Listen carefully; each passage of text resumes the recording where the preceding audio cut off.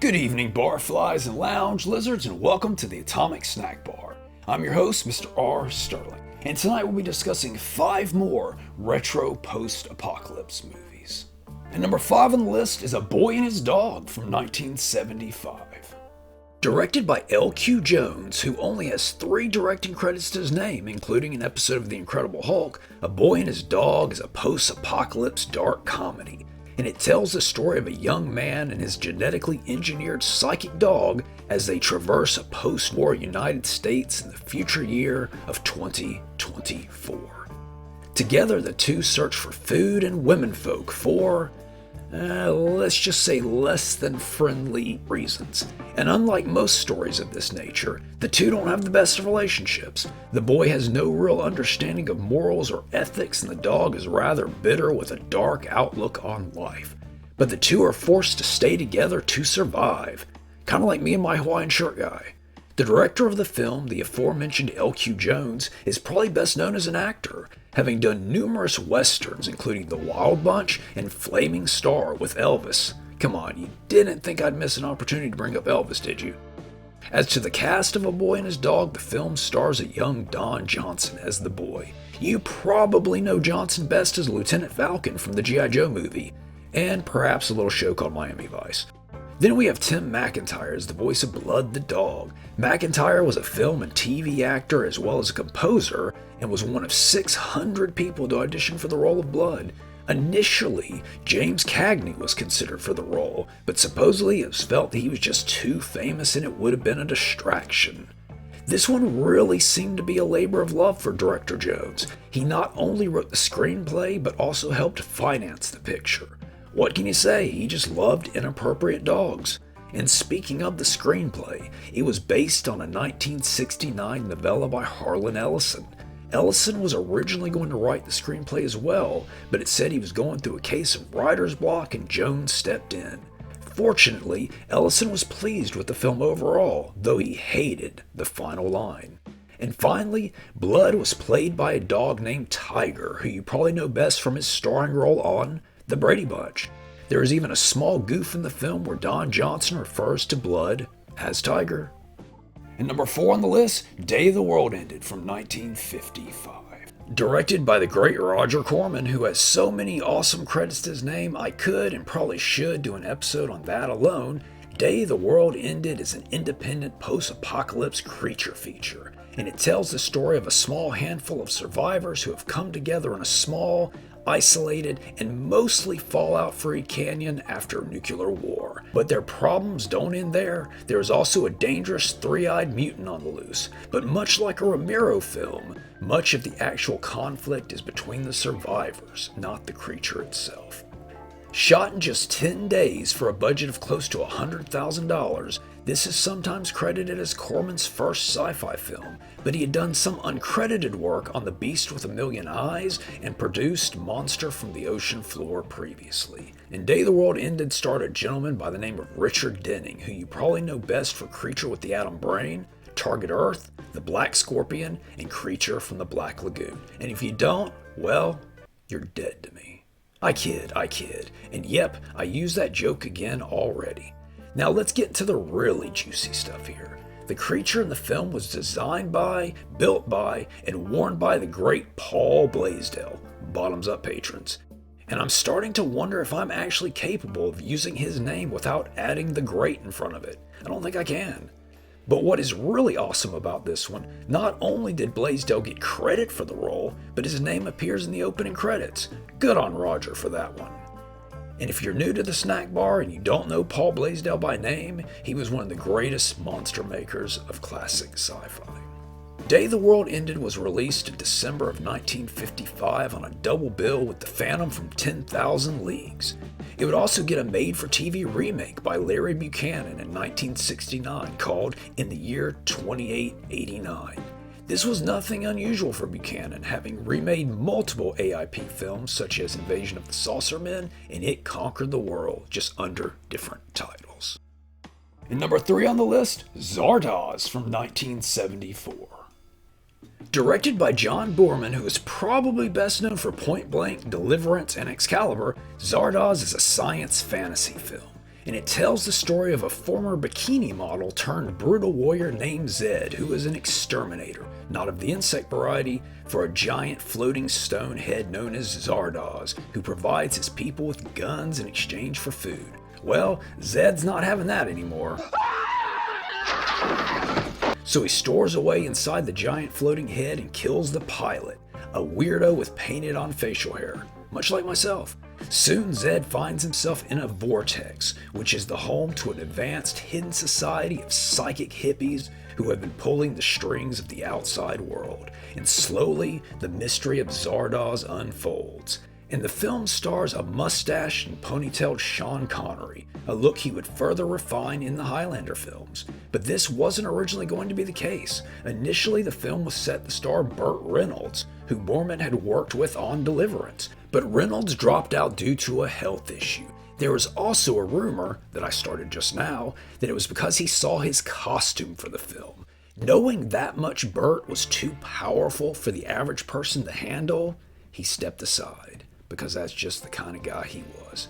And speaking of powerful, Boorman had been trying to make an adaptation of The Lord of the Rings, but it just really was not working out. He still wanted to write something in a strange new world though, so along with collaborator Bill Stair, he began work on Zardoz. Boorman would try to make The Lord of the Rings again later on, but that would also fail to happen, which led to Excalibur. This is truly a unique film that sort of feels like a tabletop role-playing session.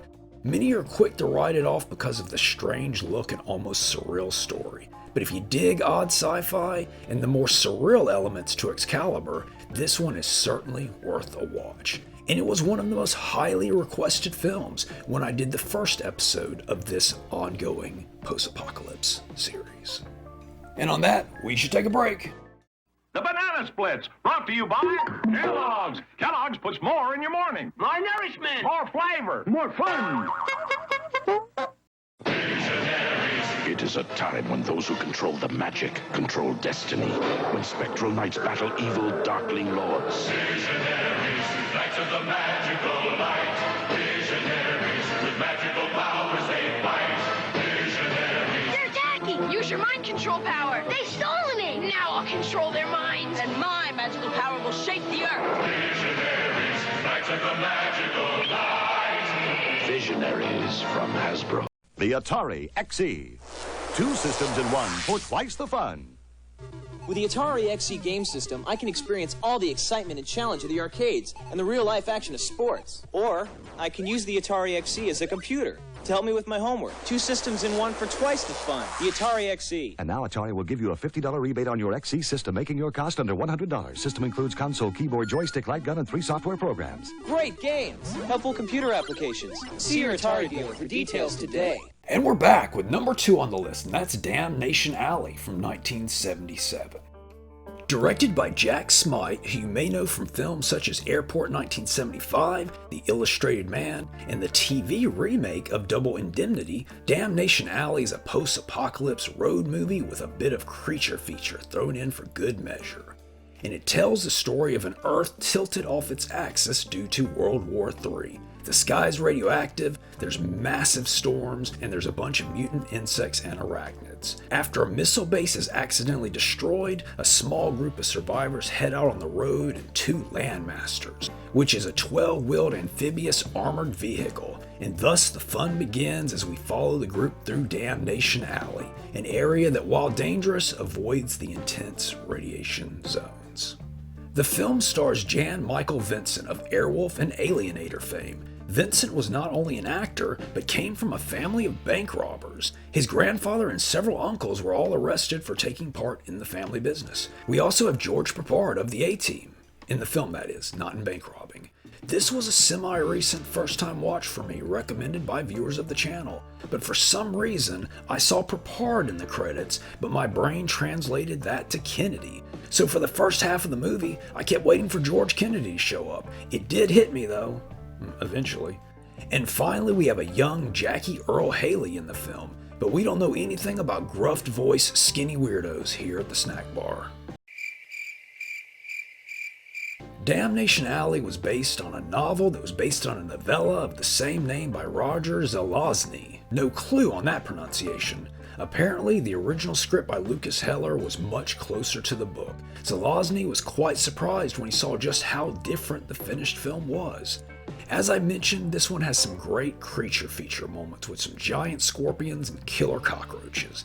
The effects in the film are a bit strange, but quite charming and unique, especially the shots of the sky.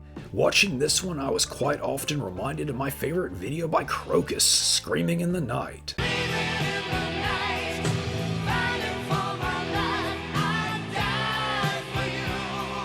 There's also a kind of made-for-TV vibe going on here, which I mean in a good way. I'm a real sucker for 1970s made-for-TV films. They just had this feel that was all their own. But probably the true standout of Damnation Alley would be the Landmaster, built for $350,000 by custom car designer Dean Jeffries. And even though there were two in the film, only one was actually built. This was combined with process photography and models to achieve the look of having two. The actual vehicle itself would remain in the world long after the film and even hit the car show circuit for several years. The production of the film saw many setbacks and several delays, due in part to the aforementioned special effects. It was actually intended to be released before Star Wars, with Fox considering Damnation Alley to be the blockbuster. That may not be how things turned out. Verdict's still out on that one though. And number 1 on the list is Metal Storm: The Destruction of Jared Sin from 1983. Directed by yet another film great, the exceptional Charles Band, who I'm sure you know from numerous awesome movies as well as founding Empire Pictures and Full Moon Productions, Metal Storm is a post-apocalyptic sci-fi action movie with a western feel. And it tells the story of a space ranger on the hunt for an intergalactic criminal with uncanny powers. Our ranger tracks this Jared Sin to a desert planet where the villain has instigated a small war between its inhabitants. And of course, our space ranger finds himself in the middle of the fun. This is a fun and somewhat overlooked film with that fantastic early Charles Band feel. And it features a great cast as well. Way too many to go into here, but just some of them include our star, Jeffrey Byron, as the Space Ranger. Byron was not only the lead in the greatest kitchen sink movie ever made, The Dungeon Master, but he also starred in the final episode of the original Twilight Zone series, The Bewitching Pool. Then we have a true standout in anything he does, and that's a personal favorite of mine, Mr. Tim Thomerson. And you probably know Thomerson best from Doll Man and the Trancers film series. Though funnily enough, Who's Harry Crumb is one of the main associations I have with this fine gentleman. And speaking of fine gentlemen, we also have Richard Mall, also of The Dungeon Master. He was also on a little show called Night Court, playing completely against type in a comedic role. His audition for said show came during the production of Metal Storm, and the producers liked the shaved head look so much, they asked him to keep it. Mall actually had a full head of thick hair that he had to shave for the entire run of the show. Now, I think it's about time I mentioned Dungeon Master again. It's been way too long for comfort. But Byron and Mall weren't the only elements to feature in both films. Some of the desert vehicles were also cast for the 1984 Kinda Sorta anthology film.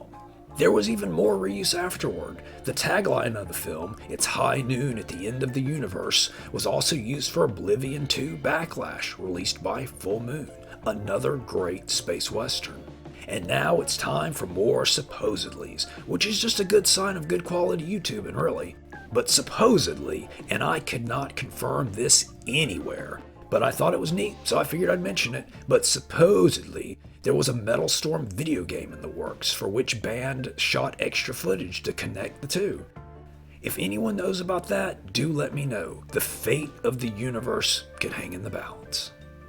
And that's all the time we have for this week. Please like, comment, subscribe, watch the skies, and stay atomic.